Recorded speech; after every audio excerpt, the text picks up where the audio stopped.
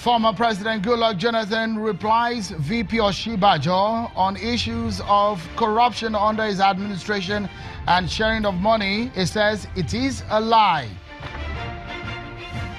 And it looks so much that the legal battle over the sequence of election and the Amendment Act has begun in the courtroom. Heavyweights in the legal profession converged on the court premises today. Many thanks for joining in, everyone. This is Politics Today, live on Channels Television. I'm Sean Kimbale in Lagos. What an interesting time in our politics. Let's begin with what may be a very big reaction from a former President Goodluck Jonathan. Vice President Professor Oshibajo said that former President Goodluck Jonathan's administration spent only about $153 billion on infrastructure in the 3 years preceding 2014. $150 billion was shared in just 2 weeks before 2015 elections. Those are the claims. Well, listening to the Vice President when he made a statement at the 7th Presidential Quarterly Business Forum for Private Sector Stakeholders at the State House Conference Center in Abuja. Oil prices were at an average of $110 a barrel, and only 99 billion naira was spent on power works and housing. Only 99 billion. And in one day, 100 billion naira was issued. And people essentially shared it. And 99 billion was spent on power works and housing. And when we talk about our economy, we talk about it as if it is the normal. It's not that's abnormal. I'm not saying that corruption under this administration has been completely dealt with. No, I mean, certainly not. Where corruption has become systematic, such as we have in our country today, you can't deal with it in one fell swoop. It's not possible.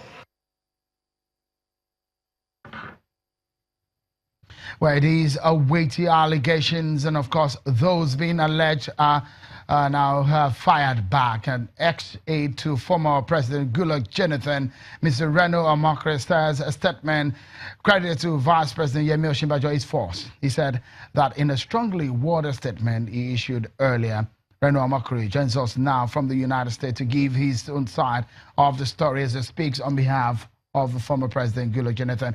Many thanks, Mr. Omokri, for joining us on the program tonight. If you may, where exactly are you speaking from? I understand maybe Florida, isn't it? No, I'm speaking from my house in California. Oh, California. Many thanks. So what exactly is your reaction? Are you saying there were no corruption under former President Goodluck Jonathan, as some of these issues have been reviewed over the last few months after he left office? That's not what I'm saying. Every human institution has corruption. But the Muhammadu Buhari administration has said that they are fighting corruption. If that is true, how come Nigeria made her best improvement in Transparency International's Corruption Perception Index in 2014 under President Goodluck Jonathan, when we moved 8 places forward from 142 to 136? And then how come Nigeria has made her worst ever, now listen to those words, worst ever performance in the Transparency International Corruption Perception Index under President Muhammadu Buhari, when this year we have moved 12 places backward from 136 to 148. Look, this administration is corrupt through and through. They've not told you who brought back Minor, reinstated him and gave him double promotion in the civil service. They've not told you what happened to the $25 billion that was spent in contracts without due process at the NNPC, as revealed in the leaked memo from the Minister of State for Petroleum. This administration has not even told you who owns the $44 million that were found in the Ikoyi apartment flat. There was a sworn evidence given by the Acting Director General of the NIA saying that people in this administration, in the presidency, were putting pressure on him to share those funds. Now, the allegations that the vice president has made are completely false, saying that $143 billion was spent on capital expenditure in 3 years under Jonathan. That is a big lie. So what would be the figure if you tell us? What are the figures? I'm going to give you the figure. I'll give you the figure. In that particular year, in 2014, 1.2 trillion naira was spent on capital expenditure. Don't forget that at that time, naira was 150 naira to $1. As a matter of fact, the most expensive project ever done in Nigeria in the last 20 years is the Abuja-Kaduna Railway, built at a cost of $1.2 billion US dollars. That project was built and finished by the Jonathan administration. So if you're saying that the Jonathan administration spent 153 billion on capital expenditure, even that project alone is more than that amount of money. But that project was not, you're talking about a project that was started and was not concluded. So is that what you're making reference to? Because that project, as I know, did not even start under President Jonathan. It started in the preceding administration before his. The project did not start under President Jonathan. It was in conception stage in the previous administration. Its actual construction started under President Jonathan, and it finished in December 2014. The whole project was finished in December 2014. It was completely done. What Muhammadu Buhari did was commission it. And if you go and read the speech he gave when he commissioned it, he actually admitted that this was a project from the previous administration. But that is just one project. The Jonathan administration built 14 universities, including the only federal university in President Muhammadu Buhari's own state of Katsina. The Jonathan administration also did the total radar coverage of Nigeria project, TRACON. There are several projects that the Jonathan administration did. That administration spent over $10 billion on capital expenditure between May 6, 2010 and May 29, 2015. So what the Vice President has just said is just false.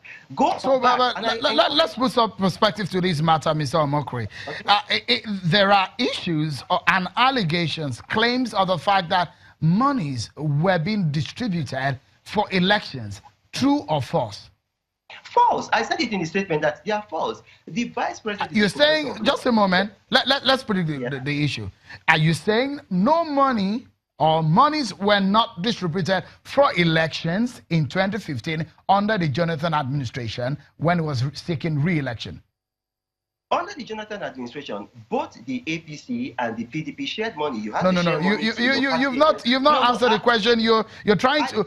The question, Mr. Omokri, is: did the Jonathan party or government share money for election? True or false? No, false. I've said that they were false. And please. But you just said that both the parties shared money.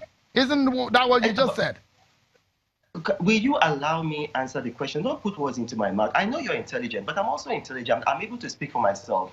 The parties, the PDP and the APC, they both shared money to their agents. It's allowed under the Electoral Act. You got to give money to your agents, like to move from point A to point B.